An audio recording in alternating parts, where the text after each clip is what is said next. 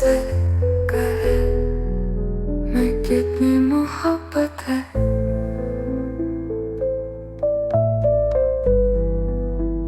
कितनी मोहब्बत है।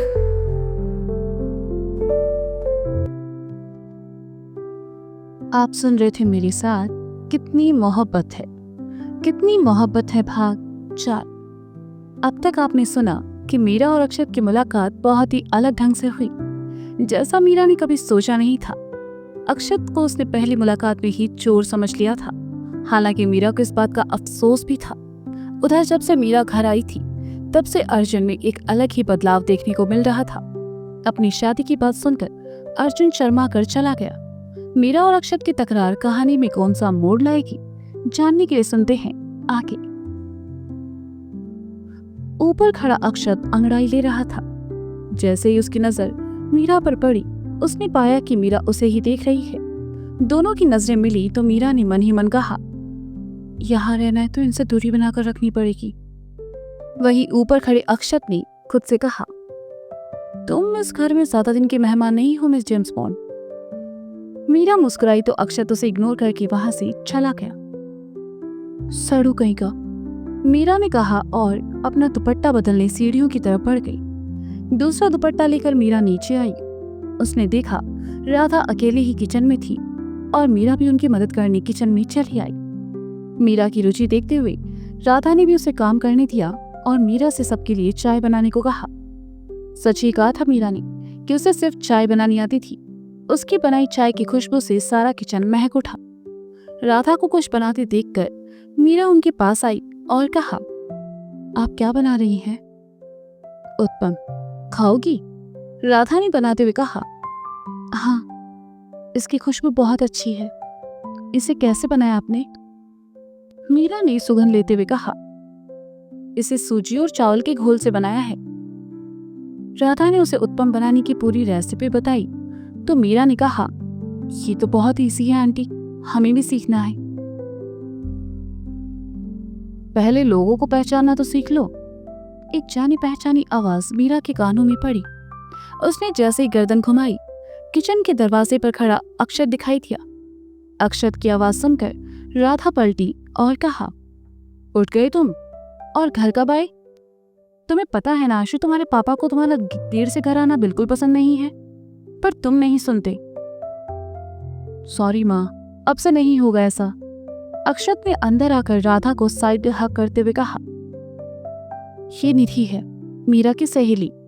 राधा ने अक्षत से कहा, हाँ, कल रात मिल चुका हूं मैं उनसे, काफी स्ट्रांग है।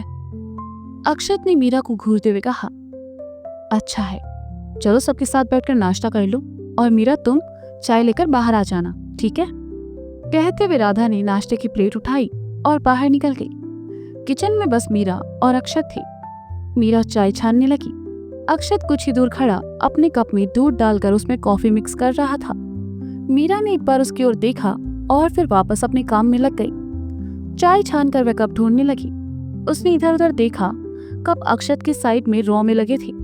मीरा उसकी ओर आई तो अक्षत ने आंखों के बोहे मटकाकर इशारा किया तो मीरा ने मरी हुई आवाज में कहा, वो कब चाहिए?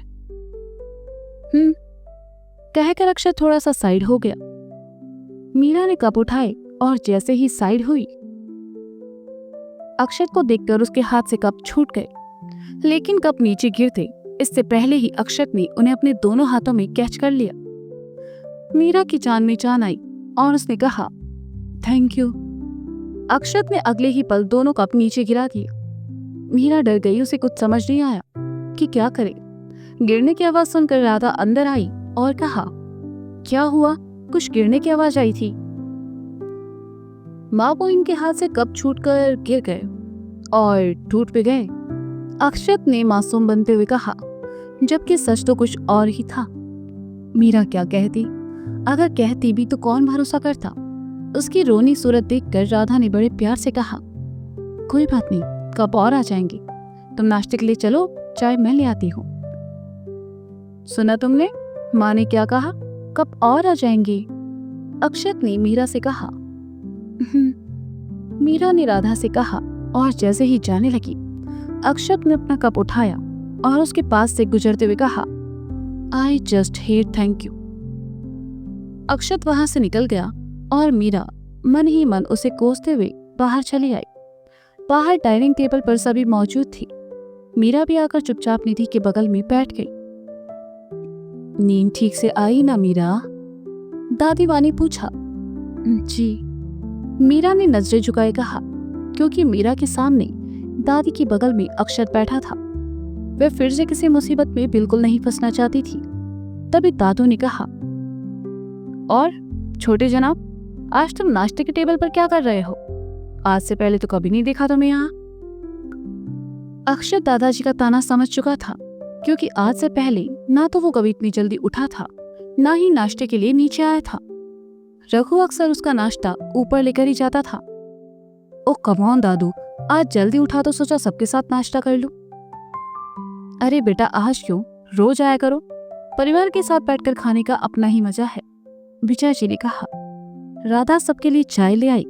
उसने अक्षत को छोड़कर बाकी सबको चाय दी और सबकी प्लेटों में नाश्ता परोसकर खुद भी चाय लेकर बैठ गई। जैसे ही दादू ने एक घूंट भरा, कहा, भाई वाह, आज की चाय बहुत स्वादिष्ट है बहू।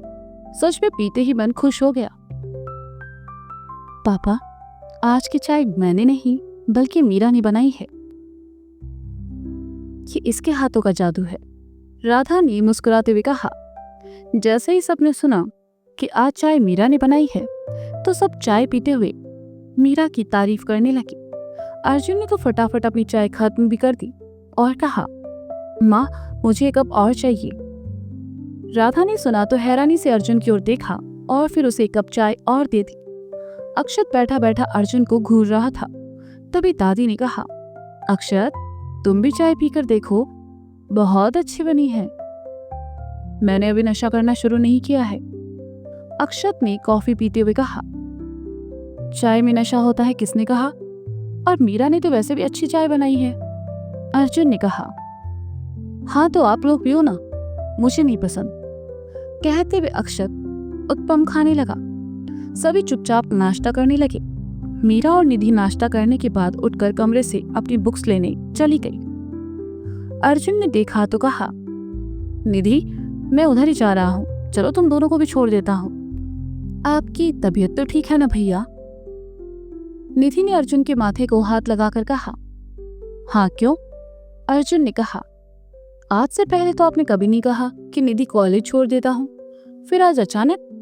निधि ने दाल में काला देखते हुए कहा। निधि की बात सुनकर अर्जुन झेप गया। अब बेचारा कैसे कहता कि वो कॉलेज मीरा की वजह से जाना चाहता था। उसने निधि से कहा, मुझे सच में उस साइड काम है, तुम्हें जाना है तो जाओ। कहते हुए अर्जुन जाने लगा तो निधि ने उसे रोकते हुए कहा, अरे अरे भैया, मैं तो बस मजाक कर रही थी, अब चलो, देर हो जाएगी। बस 2 मिनट, मैं अपना बैग और फोन लेकर आता हूँ। कहते हुए अर्जुन वहां से चला गया। निधि बाहर जा चुकी थी। मीरा वहीं खड़ी अर्जुन के आने का इंतजार करने लगी। अर्जुन वापस आया तो उसके हाथ में बैग, फोन और ढेर सारी फाइल्स थी। ये हमें दे दीजिए, मीरा ने सहजता से कहा। तो अर्जुन ने फोन और बैग तो खुद रखा, बाकी फाइल्स मीरा को थमा दी। दोनों साथ साथ चलने लगे तो अर्जुन ने कहा, चाय अच्छी बनी थी। थैंक यू, मीरा ने कहा। अब इससे आगे अर्जुन के पास बोलने को कुछ नहीं था। निधि बाहर आकर पहले ही गाड़ी में पिछली सीट पर बैठ चुकी थी। अर्जुन मुस्कुराया और आगे बढ़कर मीरा के लिए दरवाजा खोला, लेकिन मीरा बैठती उससे पहले ही अक्षत आकर बैठ गया। तुम कहाँ? अर्जुन ने अपने सपनों की पुल को टूटते देखकर कहा। वो आगे मुझे यूनिवर्सिटी छोड़ देना, अक्षत ने कहा। तो तुम बाइक से चले जाओ, अर्जुन ने कहा। नहीं, वहां मेरे दोस्त इंतजार कर रहे हैं, वहां से मुझे बाहर जाना है, उनके पास गाड़ी है। बाइक कहाँ खड़ी करूंगा मैं? अक्षत ने कहा। अर्जुन ने मीरा के लिए पीछे का दरवाजा खोला और बैठने का इशारा किया। खुद आकर ड्राइवर सीट पर बैठा और सीट बेल्ट लगाते हुए कहा, पापा को बताया अपने बाहर जाने के बारे में? चिल ब्रो, पापा के आने से पहले घर आ जाऊंगा मैं।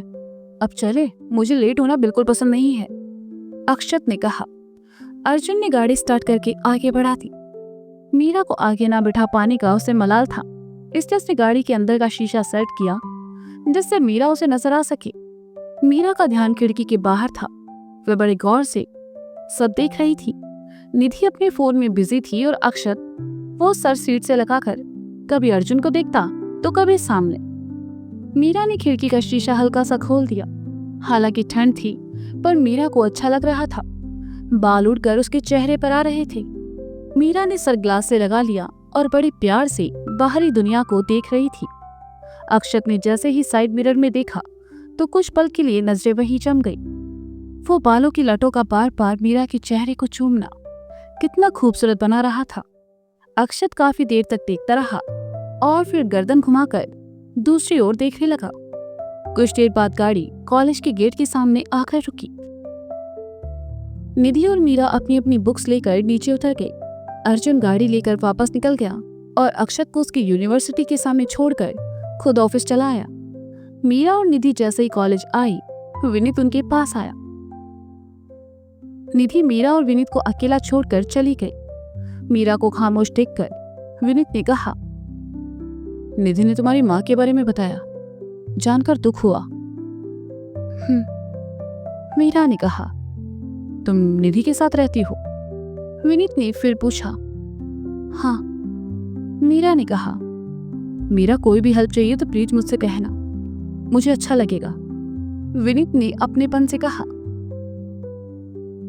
हेल्प के नाम से मीरा को विनीत की भेजी हुई नोटबुक याद आई।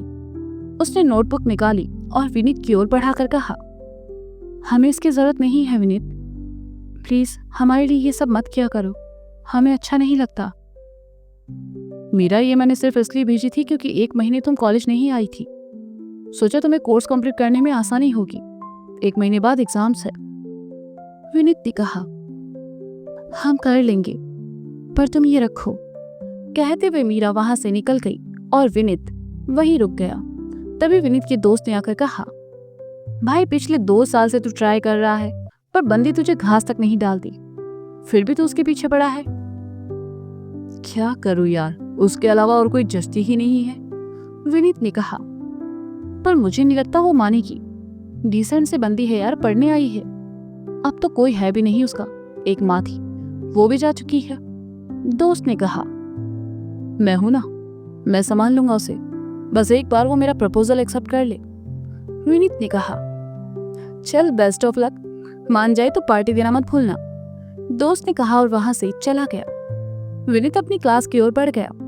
विनीत कोई बुरा लड़का नहीं था।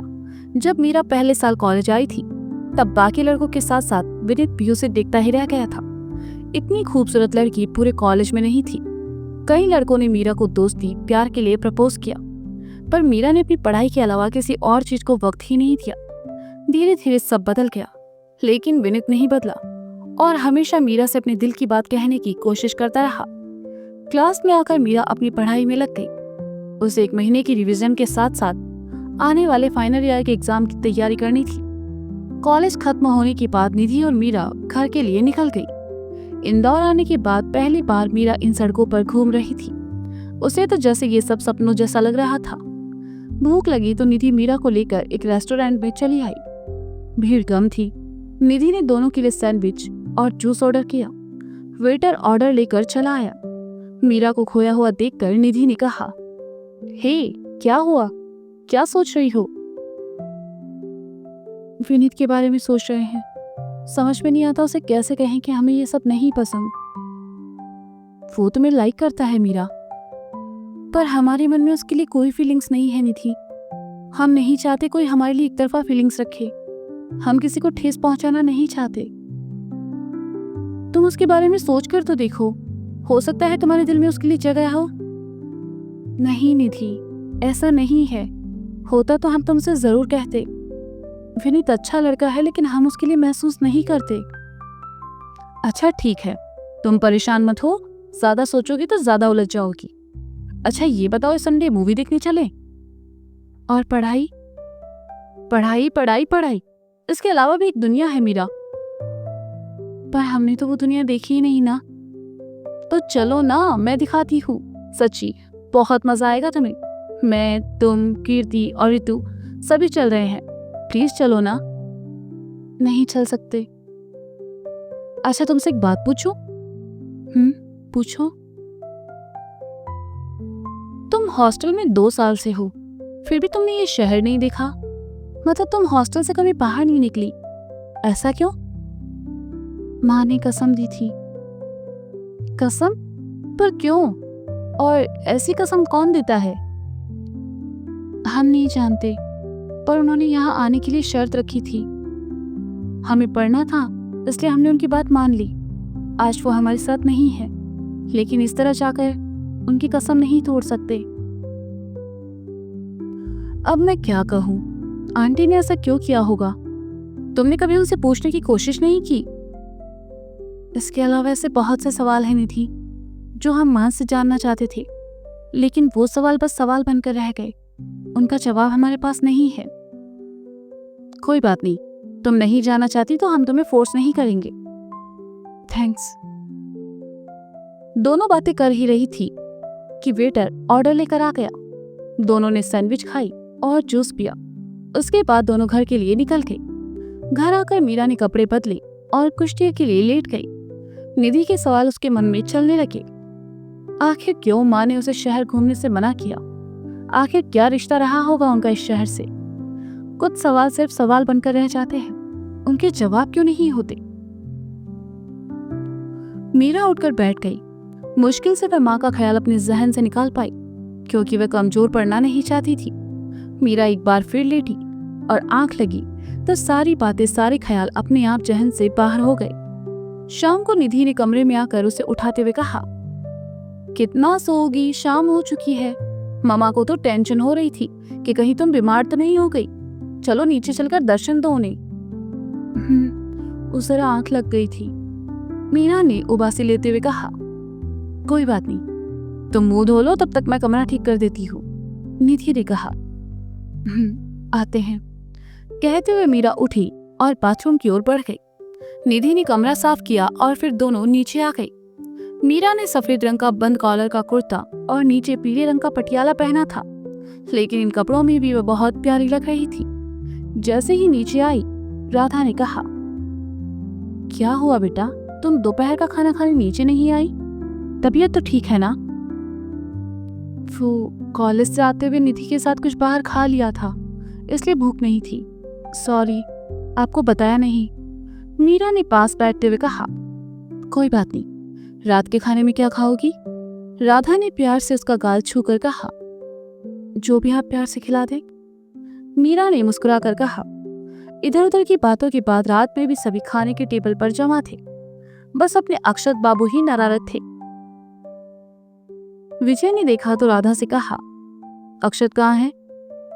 आज तो भाई गया, निधि ने अर्जुन के कान में फुसफुसाते हुए कहा। पापा के गुस्सा होने से पहले ही वो आ जाएगा। अर्जुन ने बिना निधि की ओर देखे कहा। लगी बैठ, निधि ने कहा। ठीक है, लग गई 500 की, अर्जुन ने कहा। राधा से कोई जवाब नहीं पाकर विजय जी ने एक बार फिर कहा, राधा, मैं कुछ पूछ रहा हूं। वो आशु, वो बात हुई थी उससे, वो बाहर, मतलब, राधा ने अटकते हुए कहा। आज फिर वो बाहर गया है? विजय जी ने घूरते हुए कहा। नहीं, वो, राधा कहते कहते रुक गई। माँ, जल्दी से खाना लगाओ, बहुत भूख लगी है, अक्षत ने कुर्सी पर बैठते हुए कहा। अक्षत को वहां देखकर सभी हैरान थे, सिवाय अर्जुन के। कहाँ थे तुम? विजय ने कहा। माँ ने आपको बताया नहीं? ऊपर था, सो रहा था, अक्षत ने बिना विजय जी की ओर देखे कहा। हाँ, यही तो कह रही थी मैं, सो रहा था ऊपर। आप सब लोग खाना शुरू कीजिए, ठंडा हो रहा है। कहते हुए राधा भी बैठ गई। सभी खाने लगे, लेकिन मीरा को शक हो रहा था। अक्षत ने जल्दी से खाना खाया और उठने लगा तो दादी ने उसे वापस बैठाते हुए कहा, अरे ये क्या, सिर्फ एक रोटी? देख कितना दुबला हो गया है, चल बैठ और ये 2 पराठे और खा। अक्षत ने जैसे ही ना करने के लिए मुंह खोला, विजय जी ने कहा, खाओ चुपचाप। मरता क्या न करता, खाने लगा। मीरा को तो कुछ गड़बड़ लग रही थी, लेकिन वो चुपचाप खाना खाती रही। अक्षत खाने में इतने नखरे क्यों कर रहा था, आखिर क्या वजह थी, ये तो आपको आगे ही पता चलेगा। तो दोस्तों ये था कितनी मोहब्बत है भाग 4। इसका अगला भाग आप जल्दी सुनेंगे। तब तक के लिए कहानी अगर आपको पसंद आ रही है तो कहानी को लाइक करना ना भूलें, कमेंट करें और कहानी के अगले भाग को पाने के लिए चैनल को सब्सक्राइब करना बिल्कुल ना भूलें। तो मिलते हैं जल्द ही, तब तक के लिए बाय बाय।